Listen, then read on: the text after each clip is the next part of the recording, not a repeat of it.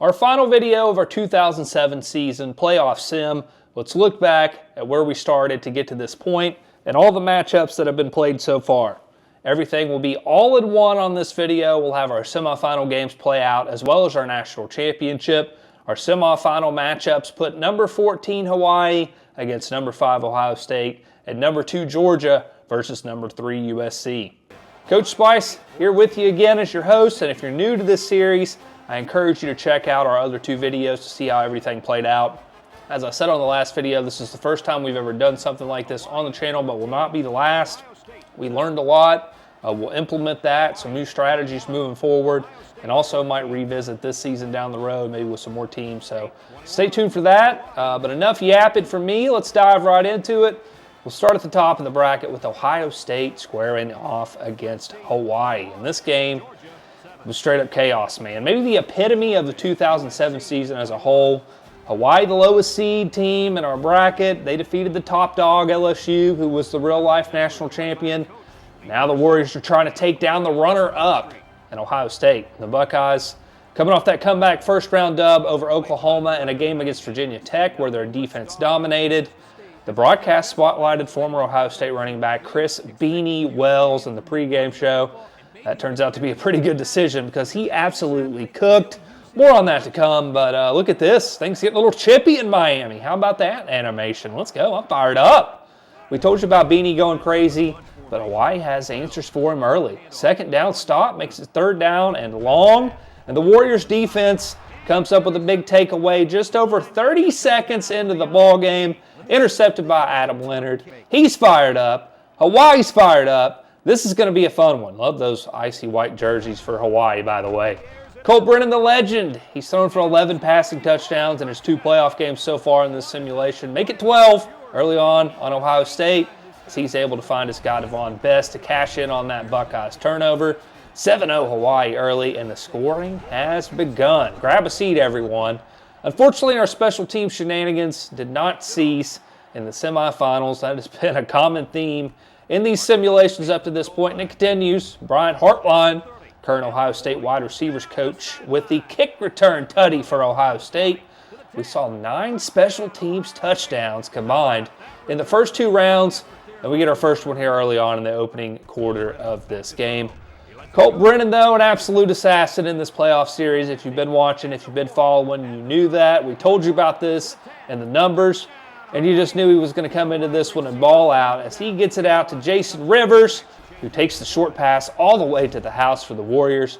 They answer right back in just 2 plays. Shaping up to be a shootout in the Orange Bowl. Then after Hawaii's defense stands tall, makes another stop quickly, Brennan gets the ball back, and he is right back to work. This time the over-the-top shot falls right into the lap of a receiver who leaves the Ohio State defenders in the dust for 6. Nothing like that good old whack speed, am I right, guys? Hawaii has the Buckeyes on the ropes, and the underdog Warriors are trying to shock everyone and make it to the Natty. Now, hey, remember that Beanie Wells guy that they were hyping up in the pregame? Yeah, it turns out he was, in fact, pretty good at football. A long touchdown run gets Ohio State back within a touchdown, and Wells was just getting oiled up, no diddy, and ready to go in this one. He would wind up having the best performance on the ground of any running backs in this simulation series when this one was all said and done. That run must have hyped up the Buckeyes defense too, because here's an Ohio State interception, and it is yours truly, Marcus Freeman. Yes, that Marcus Freeman, the Notre Dame coach, who absolutely balled out for the Buckeyes all throughout this simulation series. Now with the short field, it's Beanie again, paving his way in for the game-tying score, and now all of a sudden Ohio State has all the momentum. Wills has 2 rushing touchdowns already with still over 2 minutes to play in the opening quarter. We told you, too, about how much of a dog Marcus Freeman has been in this simulation. And right on cue, here he is. Big dog getting off the porch. Sack to bring up third down. That Ohio State defense looks to be locked in now. Finally, we reach the end of the first quarter. These teams combined to put up 42 points in just 8 minutes of play. Hawaii driving now after their defense forced an interception. Both teams traded picks now, apparently. Brennan finds Nick Patterson of Ohio State, and Patterson has a clear path all the way to the end zone. It's Ohio State in the lead for the first time in the game with the Patterson pick 6. But as Brennan has done all playoff, he responds and answers back. and this time he has a little bit of luck on his side. Deep ball gets deflected, but oh, wow, look at that. Falls right into the lap of Rivers. Sometimes it's better to be lucky than good, right? One of Ohio State's biggest playmakers this postseason, Sim, no doubt, has been one of their receivers. That's Brian Robisky. That will continue to be the theme in this video, and he is breaking loose after head-topping this poor Hawaii DB. Easily crosses over the goal line for the touchdown. Back now in front of the Buckeyes around midway through the second quarter. No more scoring between either side. Both teams head to the locker room with Ohio State in front, 35-28. Doesn't take long for some excitement out of the break. In fact, the opening kickoff in the third quarter is returned for a score. 90 yards, kick return touchdown from Malcolm Lane. We're back tied at 35, just seconds into the third quarter. The scoring is just beginning, though. Don't worry. Hawaii defense, no doubt, got their asses ripped at halftime. They had to figure out a way to slow down Beanie Wells, and they do here. Huge third down stop to wind up forcing the punt. But with it being 4th and 1, the one thing you can't have happen if you're the Warriors happens. It's an offside penalty, and that is a first down for Ohio State. 2 plays later, looks like just a short pass to Ray Small, but Small is going to make a big play. Terrible punt all the way intended. Shows off the Jets, and he's able to take what should have been a short gainer all the way to the end zone, and the penalty proves to be costly for Hawaii after Ohio State takes the lead. The way this game was going, you knew it wouldn't be long for the Warriors to tie things up, and that was the case. First play from scrimmage, in fact, Brennan avoids the sack. He flips it out to his guy, Devon Best, and Best is just too fast. Another passing touchdown for Brennan. Back tied are Hawaii and Ohio State with still over 5 minutes to go in the third. Now Beckman back out for the Buckeyes, and he does his best Brennan impression to break the sack. Able to get it out to the receiver, but the ball is fumbled. Warriors recover in bounds. You make the call. I'm not sure about this one. We must have some ACC refs at the Orange Bowl. That gives Brennan a short field to work with. He's going to cash in immediately with another one-play scoring drive again, getting it to Best. Best's third touchdown catch puts Hawaii back out in front after that fumble. It's 49-42. Now we have another turnover from Ohio State. Things looking bleak for the Buckeyes. Pick thrown by Beckman sets up Brennan and that red-hot Hawaii offense with a short field. They have a 4th down and 6. They have to convert to keep the drive alive. June Jones said, I ain't kicking. This ain't a soccer simulation. And I have Brennan and Best. That connection comes through. Now we have a 3rd and goal from the 1. And what is this sorcery? Hawaii is running the football. They do, and they get in the end zone. The Warriors are up by 2 touchdowns midway through the third. How about this? We talked about Hawaii's one-play responses.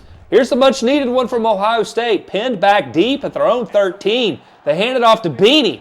And Beanie has a crease. Nobody is catching the big fella from behind. He is rumbling, bumbling, stumbling in for the touchdown. And the Buckeyes are not done yet. Shortly after now, Brennan getting a little greedy here. The throw is into double coverage. It's Malcolm Jenkins coming down with the interception. Ohio State with the ball. Chance to tie the score now quickly. They'll drive downfield. Late in the third, it's Beanie again, powering his way through the offensive line for the tying score after the extra point. And could this sign from the fans be a little foreshadowing? Ohio State has stormed back down 14 to tie us up at 56. Yeah, that's right, 56 going into the final quarter. Early 3rd down, short situation for Ohio State in Hawaii territory. Buckeyes get stopped. Good thing I turned off unsportsmanlike conduct here. Otherwise, this Warriors player would have been arrested the way this game treats unsportsmanlike penalties.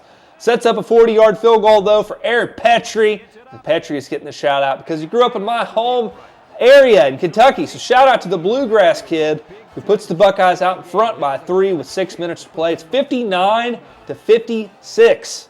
Now we're halfway through the fourth. Ohio State with a chance to ice it as they try and throw it to the end zone, but oh no, intercepted. Hawaii has some life and a chance again. Warriors can't do anything with it though. Back to the defense to try and keep them in it, and keep them in it they do. 4th and 2 run gets blown up by Beanie Wells, the hero of the game so far, and it's a turnover on downs. Under a minute and a half to play. Brennan keeping the chains moving as he gets the toe-tapping first down from Bess on the catch on a 3rd down and 7. Now Brennan has it in Buckeyes territory. He gets hit on this play, but still stands tall, gets the completion over the middle, and here we go.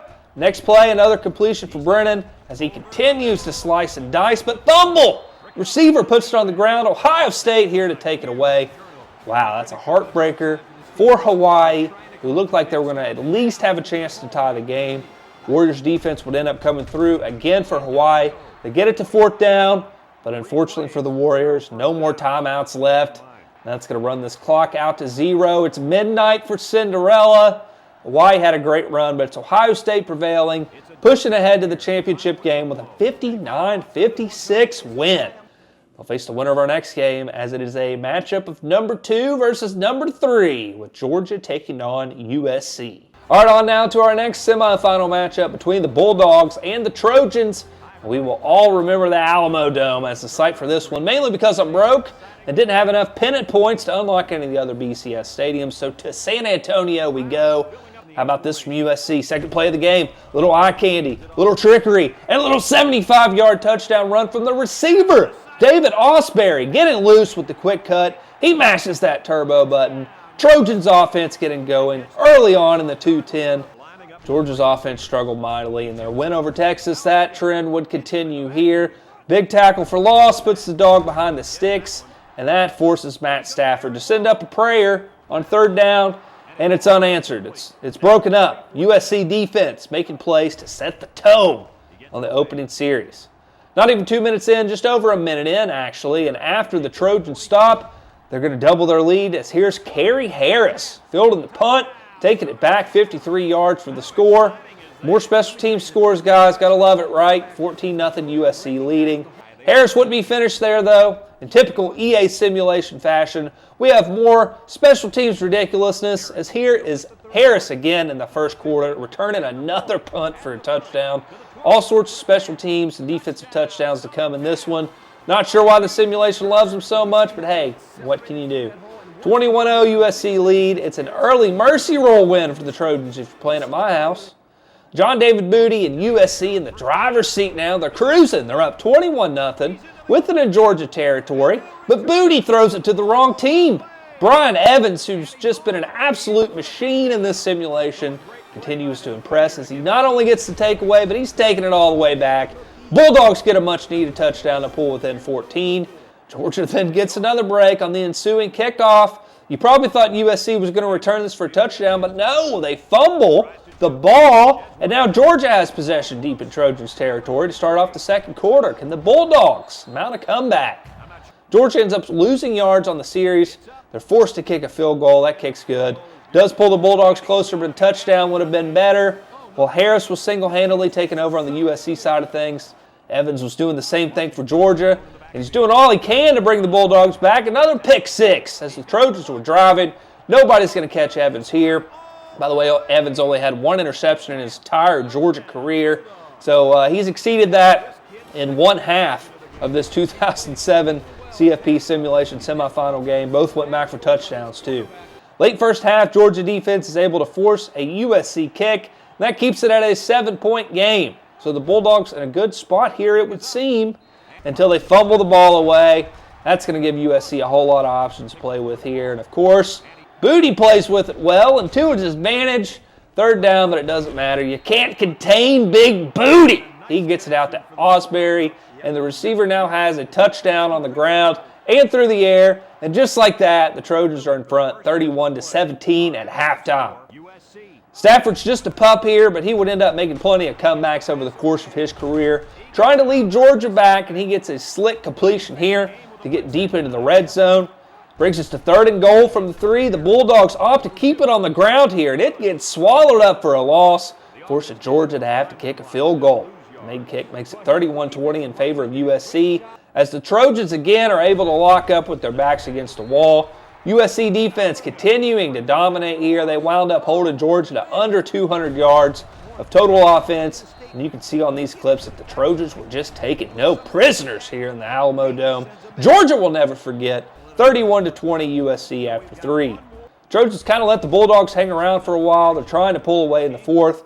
Booty had made some good throws. That trend continues in the final frame. A dime in between 3 defenders. Then later he's able to get it to Patrick Turner to give USC an 18-point advantage.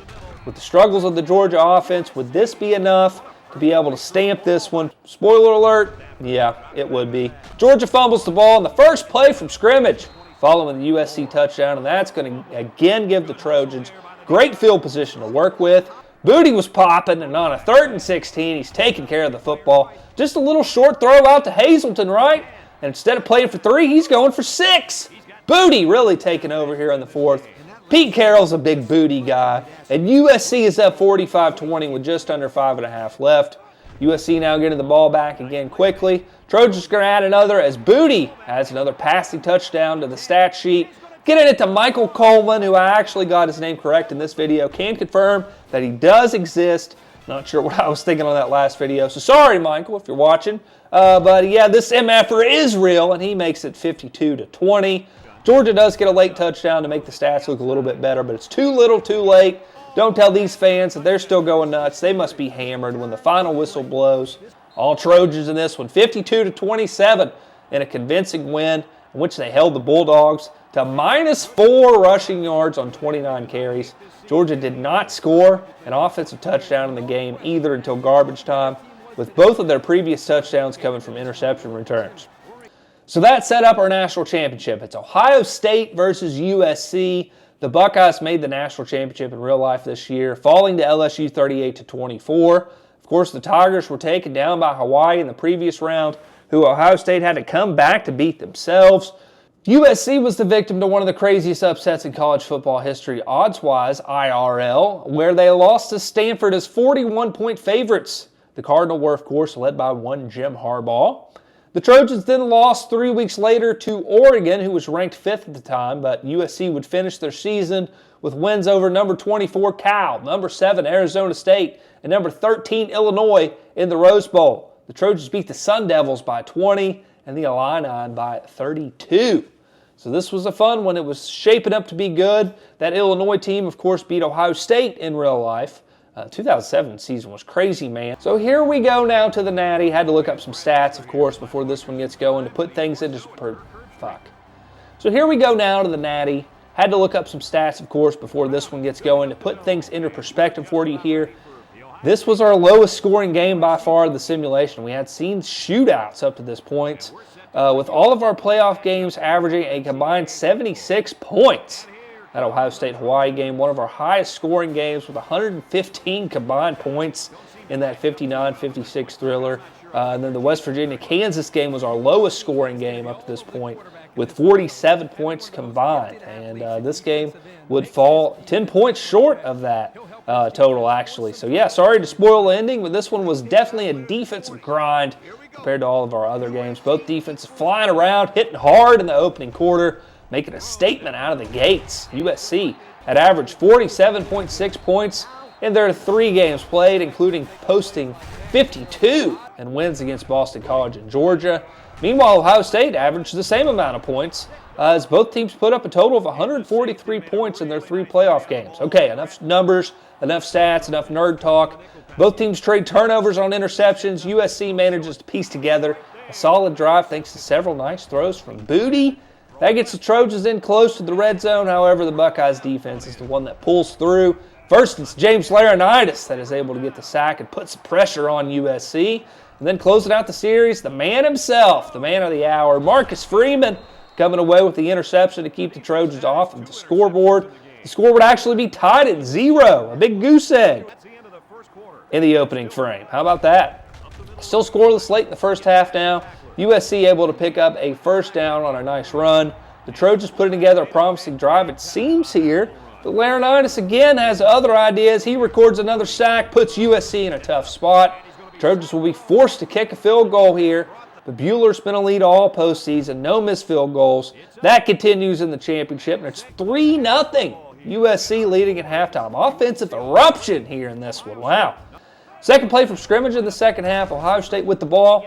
I don't know what Jim Tressel told his guys in the locker room, but it was probably something along the lines, get the ball to our guy, Brian Robisky. Robisky was an X factor for the Buckeyes all tourney long.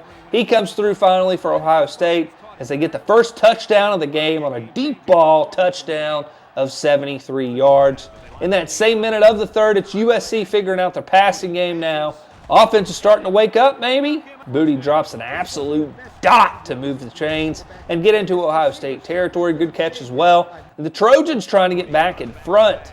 However, Booty struggles, and he throws it into the vicinity of the Buckeyes defender, who did the opposite of struggle throughout this series, Marcus Freeman. And Freeman continues an absolute bonkers playoff run with an interception in the end zone to keep Ohio State on top.